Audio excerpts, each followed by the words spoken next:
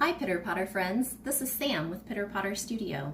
Today I'm going to teach you a new technique called Sgraffito, and it's done by creating an image removing glaze instead of adding glaze onto your piece. This is a bowl that I've been working on this week, and you can see that on the outside I have layers of red. I've got 3 layers of hot tamale at the base. I have large dots with cinnamon sticks and white overlay, and then I have some cinnamon sticks tiny dots here too on top of the hot tamale. The technique I'm going to show you today is on the inside of the bowl, and I've started carving out my owl. It says "Owl be your friend," and it's a great little project for fall coming up. I am carving the owl. What I did was I drew it onto my glaze first in pencil lightly. Use a nice dull pencil that won't carve into your glaze before you're ready to. Sketch it on there lightly, and then once you've got a picture that you're pretty happy with, you can take a couple of different options. I've got some tools here. This is an actual Sgraffito tool. You can see that it's got a sharp point on one end and it's got a scraper on the other end. This is a Sgraffito tool. It's really easy to use, but if you don't have one of these, most people don't have one of these, you can use a lot of things that you're just going to find in a regular house. A fork makes a nice wide line. You've got these tines, they're going to make a nice pretty fat line. You've also got tweezers. Tweezers are really easy to use for a finer line, and a sewing pin makes a really great fine detail line. And I'm sure you have lots of other sharp things in your house. Pretty much anything that you can find that's sharp will work. The key, though, to getting a lot of control is to wait for the glaze that you've painted to dry completely. And once it is dry, then you're going to take a little water. I have a bowl of water right here, nothing special about that, and just a brush. Any brush will do. This is just a standard paintbrush. I'm going to get that brush wet, and then I'm going to just lay it down just like that. And then I'm going to wait a few seconds because I want the water to soak in. It's so important that you let your glaze dry and then re-wet it. That's going to keep the dust out of your face, and you'll see we've got a lot of debris from this technique. It's also going to give you more control in the process. You're going to be able to get a deeper line, which is going to give you greater contrast. So let's just go ahead and get started. Now, Anna, you may want to come closer because I'm going to have to be able to see what I'm carving at the same time I'm showing you. You can see the parts where I have already started to carve. I'm just going to go down this. Owls don't really have ears, do they? But they have kind of tufts of fur that sort of look like ears. I'm going to put it on the line that I drew with my pencil, and I'm just going to follow it down along the line I drew. Okay, I'm going to do it again. Can you see this real well? Mm-hmm. Okay, good. Back up to the point. Always easier to pull than it is to push. That's going to be true with just about every technique that you use. Stay in the wet. That's where you're going to have the control. Don't go out into the dry because you're going to find that the thickness of your line changes. So unless that's what you're after, don't do it. I'm just following around my pencil sketch, just the lines I liked. Now if you are sketching, you're going to invariably make lines that you don't like. Just pretend like they're not there, no big deal.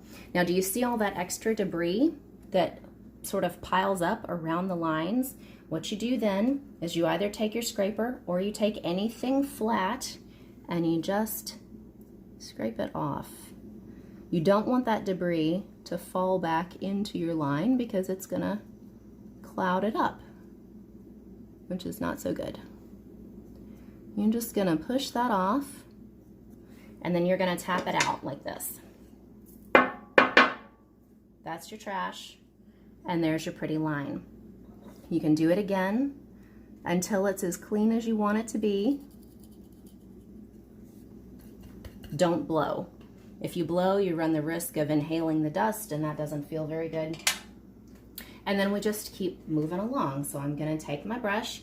I'm not even gonna re-wet it. I can see that it's saturated, so I'm just gonna lay it down again. Gonna wait a few more seconds. Want to let it soak into those layers. Remember, I've painted 4 layers of color here, so I have a good depth. Now, I've got it. I'm going to use the sharp end. You can use your tweezers, your fork, whatever kind of size line you want. And you just keep following your line. Always pull. What happens if you push is you're going to wind up with hesitation marks. Hesitation marks look like jumps in your line.